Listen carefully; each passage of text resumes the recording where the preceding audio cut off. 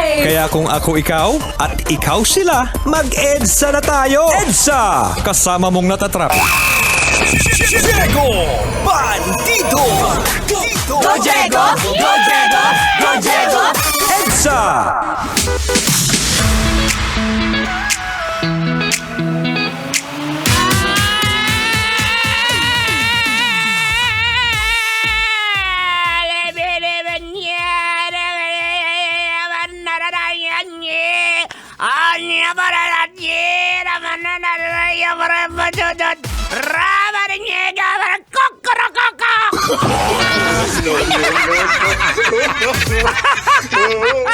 Hey, maganda. Hapon, Metro and Mega Manila! Siyempre, eto na naman tayo. Sabi nila, kakasimula pa rin, sira ulo talaga tong si Kalbo. Ay, magandang hapon sa lahat ng mga bumabiyahe, pa-south at pa-north.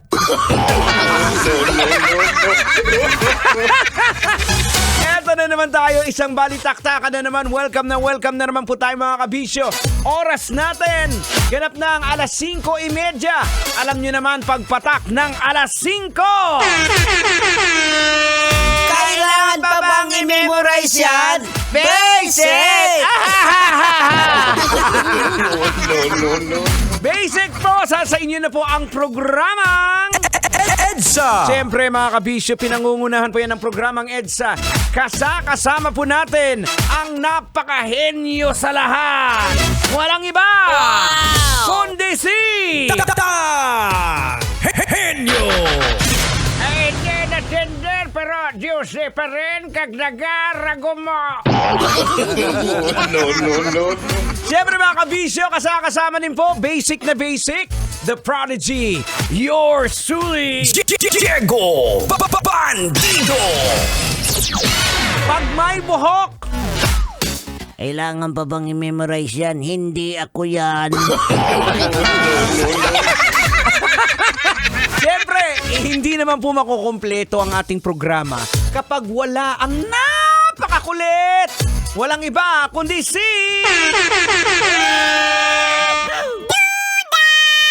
Hello po! Magandang hapon po sa inyo mga angkol! Ako po si Duday, ang batang makulit! Lahat sabay-sabay! Everybody sing a song! Duday! Duday! Everybody sing a song! Oh, the Duday! Hello po sa lahat po ng mga bumabiyahe po!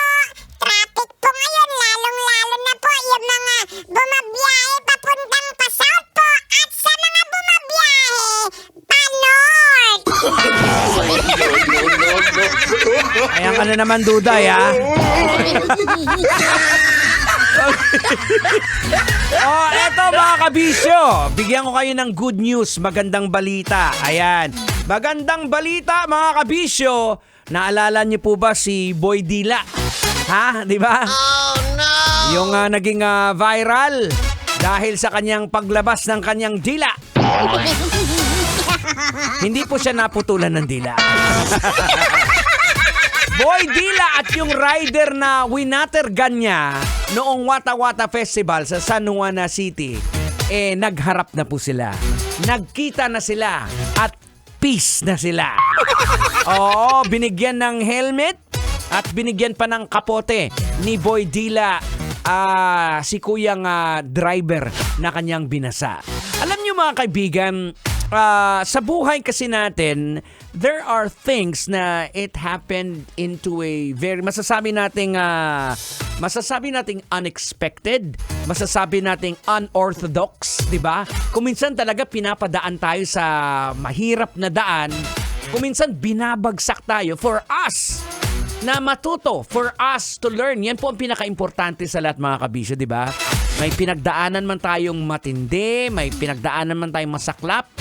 Ang importante kasi po, ang pinakaginansya, dra naton boards, is yung lesson na tinuturo ng buhay natin. Like for example, kay Boy Dila, di ba? Nung nag-viral siya, talagang sinakyan niya na dahil sikat siya.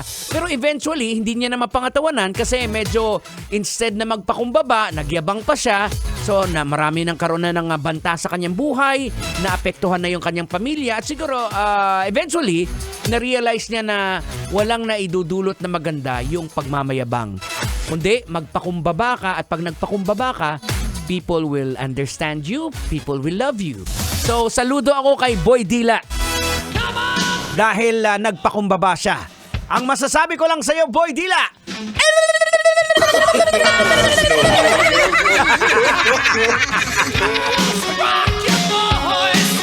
Kailangan pa bang i-memorize yan? Love Radio. Basic!